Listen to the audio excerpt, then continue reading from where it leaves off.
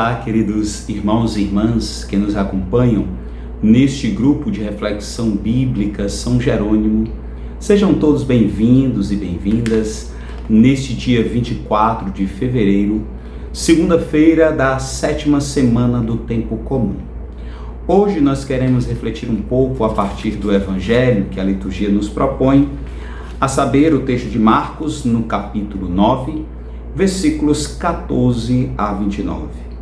O episódio de hoje está localizado imediatamente após o episódio da Transfiguração e a discussão sobre o que seria a ressurreição e por que Elias deveria vir antes da manifestação do Messias.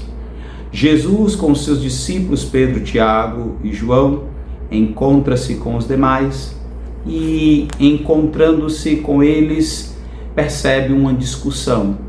Os demais discípulos estão numa discussão com os escribas e no meio dessa discussão uma pessoa chega com o seu filho adoecido, com um espírito mudo e com possíveis sinais de epilepsia, diríamos assim. No antigo mundo, nos tempos antigos, era muito comum a associação de um mal espiritual. E é importante que nós entendamos a catequese de Marcos. Diante da catequese narrativa do Evangelho de Marcos, nós encontramos um tema muito caro que é a disputa entre o reino e o antirreino, ou o Cristo e os espíritos impuros.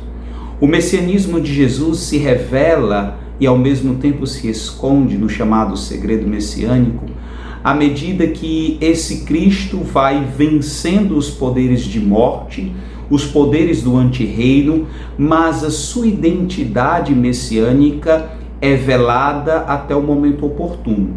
O momento oportuno é a cruz.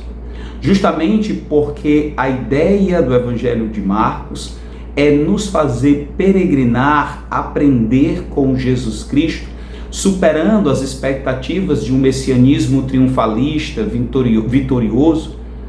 E esse messianismo culmina na cruz. É vendo o modo como ele morre que o centurião romano e com ele o discípulo, a discípula de Cristo, é capaz de dizer: verdadeiramente esse homem era o Filho de Deus. Fundamental perceber que no episódio de hoje, o que nós encontramos é um Cristo que se depara mais uma vez com os sinais do antirreino. E dessa vez, aparentemente mais forte, mais robustecido, uma vez que aquele homem traz o seu filho, apresentou já aos discípulos, mas os discípulos foram incapazes de expulsar o espírito impuro. E é então que Jesus, mais uma vez, se depara com a falta de fé, com uma fé ainda embrionária, diríamos assim. Justamente porque essa fé se dá no percurso, no itinerário e que precisa ser compreendido como resposta. Aqui nós precisamos entender um pouco mais acerca do que seria a fé. É muito comum que as pessoas compreendam, imaginem que fé é apenas se relacionar com Deus, ou acreditar que Deus existe, ou alcançar alguma graça de Deus. Mas a verdade é que a fé é o modo como nós aderimos, é o modo como nós respondemos ao projeto do Pai. E nesse sentido, os discípulos precisavam ainda aprender, ainda superar os seus medos. E ao longo do Evangelho de Marcos, nós vamos encontrando uma verdadeira catequese contra o medo, reflexo da comunidade que recebe este Evangelho. De fato, uma comunidade marcada pela perseguição, marcada pelos problemas, pelas dificuldades. E o que Jesus faz então é, orando ao Pai, ordenar que o espírito impuro saia, seja vencido. Contudo, o elemento da falta de fé aparece não só nos discípulos, mas aparece também no Pai. Senhor, eu tenho fé, mas aumenta. É esse dinamismo de sede de Deus que nós precisamos aumentar na nossa caminhada. compreender que a nossa fé ainda é ínfima, ainda é pequena, e que nós devemos cada vez mais aderir ao projeto, aos planos de Deus para nós, para respondermos aos seus ideais, aos seus sonhos. Dentro dessa realidade, Jesus então realiza o exorcismo, e realizando o exorcismo, aparentemente nós temos mais um empecilho. O endemoniado, a pessoa que sofre o exorcismo, está ali ainda em uma situação de quase morte. E é aí que entra um outro elemento, o elemento, simbolicamente falando, da ressurreição. Colocar de pé, Jesus toma pela mão, coloca de pé. Colocar de pé é uma forma simbólica de falar a ressurreição. No fundo, nós encontramos aqui mais um outro elemento que antecipa a glória e a força da ressurreição no Messias bendito do Pai.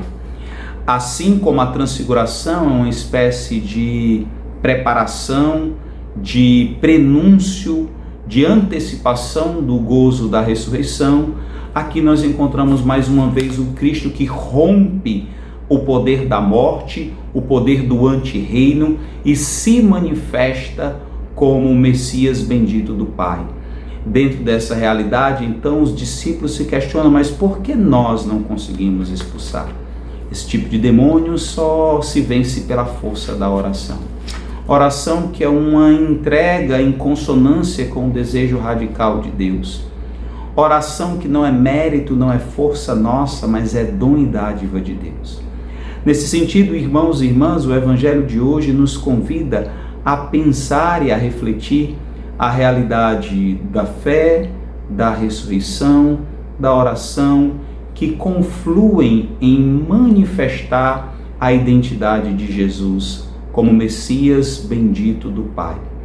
É nesse sentido que nós somos convidados também a olhar para nós, para o nosso segmento. E diante dos sinais do antirreino, dos sinais de morte, sermos instrumentos da ação salvífica de Deus.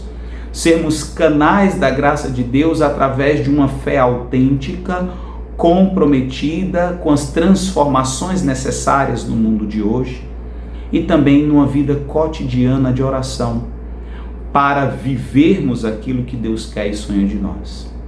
Em síntese, irmãos e irmãs, o Evangelho de hoje nos convida a superar tantos males, tantos sinais do antirreino, através de uma fé autêntica e, diante das nossas limitações e por vezes falta de fé, somos convidados a suplicar ao Senhor: eu creio, Senhor, mas aumenta a minha fé.